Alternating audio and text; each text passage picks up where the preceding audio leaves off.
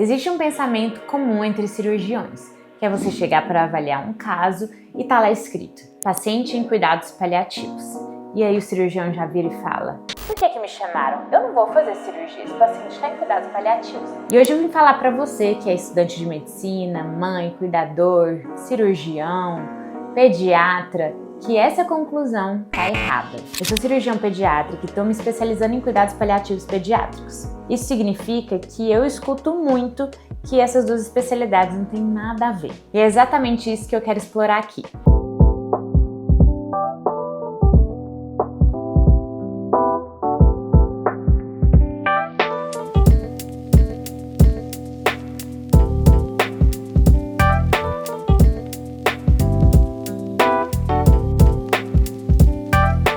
Durante a minha formação eu entendi o tamanho do que a cirurgia e o paliativo podem fazer juntos. E é esse caso que eu vim contar para vocês, que foi algo que acendeu a chama do cuidados paliativos dentro de mim e que me levou agora a fazer essa especialização. Antes de entrar especificamente no caso, eu vou contextualizar um pouco a ciência e os dados em relação à cirurgia dentro dos cuidados paliativos. Estudos feitos nos últimos anos nos mostram que a maioria, na verdade quase todos os pacientes em cuidados paliativos vão passar por algum tipo de procedimento. Em uma coorte multicêntrica americana, 95,9% dos pacientes passaram por algum procedimento cirúrgico ao longo da vida. E o mais interessante é que a média de procedimento é 17 por paciente. E isso não é coincidência, é a natureza das doenças graves na infância. A primeira coisa que eu quero te contar sobre esse caso é que ele só foi possível, ele só existiu porque onde eu fiz residência de cirurgia geral, tinha muito bem estabelecido um serviço de cuidados paliativos. E esse caso fez parte do meu trabalho de conclusão de curso da residência de cirurgia geral. Esse paciente tinha como diagnóstico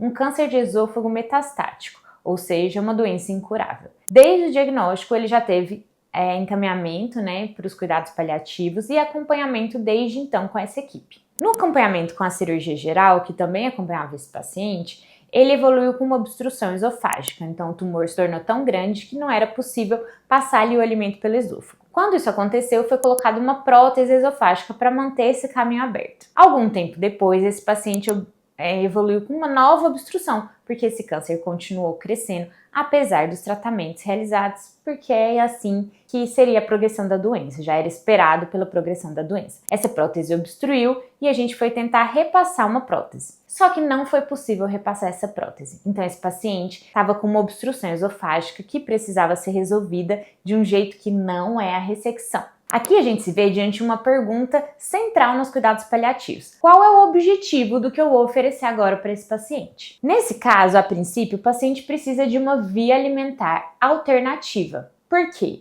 Ele tinha uma sobrevida de vários meses e ele precisava de se nutrir. Qual foi a nossa escolha? Uma gastrostomia. A gente faria essa abordagem cirúrgica, realizaria a gastrostomia, esse paciente tinha uma via nutricional alternativa que era colocada já direto no estômago, em vez de passar pela obstrução ali do esôfago. Teoricamente, na maioria dos serviços, problema resolvido, certo? Só que quando a gente sentou para escutar de fato esse paciente, ele externalizou um desejo. Ele queria comer, ele queria mastigar, sentir o gosto da comida. E isso não seria possível mais com a gastrostomia. E aí uma coisa interessante que a gente tem para pensar aqui é que a nutrição, ela é uma das funções da alimentação, né? A gente se alimenta para se nutrir, mas a gente não se alimenta só para se nutrir. A gente se alimenta para fazer um papel social de sentar junto com a família, sentar junto com os amigos, dividir uma refeição. A gente também se alimenta por uma questão cultural de ser cuidado. Você cozinhar alguma coisa gostosa para alguém que você ama,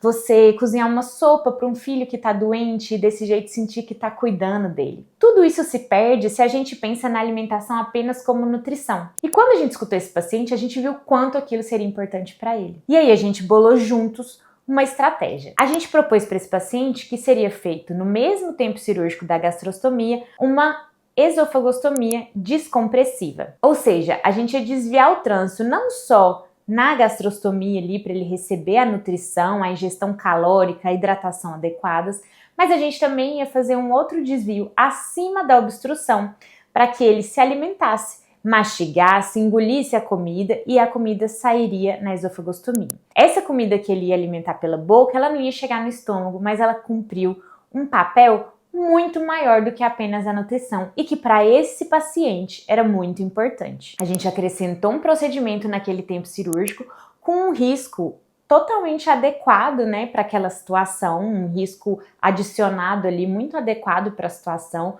mesmo tempo cirúrgico anestésico, e esse paciente ganhou uma qualidade de vida que a gente não consegue nem medir. Esse caso ilustra o que a literatura já vem trazendo para a gente há muito tempo, que o cuidado paliativo ele não é contrário ao cuidado cirúrgico, ele na verdade é complementar. E a barreira que a gente tende a imaginar quando a gente pensa nessa junção, ela não é técnica, ela na verdade é cultural. Teve um levantamento publicado no Journal of Pediatric Surgery que mostrou que os cirurgiões que não chamavam a equipe de cuidados paliativos faziam isso por receio de achar que a família estava pensando que eles estavam desistindo da criança. E esse é um pensamento que ocorre a muitos médicos que não têm essa convivência, né, essa familiaridade com os cuidados paliativos. E o que na verdade os dados mostram pra gente é exatamente o contrário. Que as famílias que têm o acompanhamento dos cuidados paliativos desde cedo no diagnóstico mostram menor preocupação, menor sofrimento, mais preparação, maior qualidade na tomada de decisão e maior satisfação com o cuidado,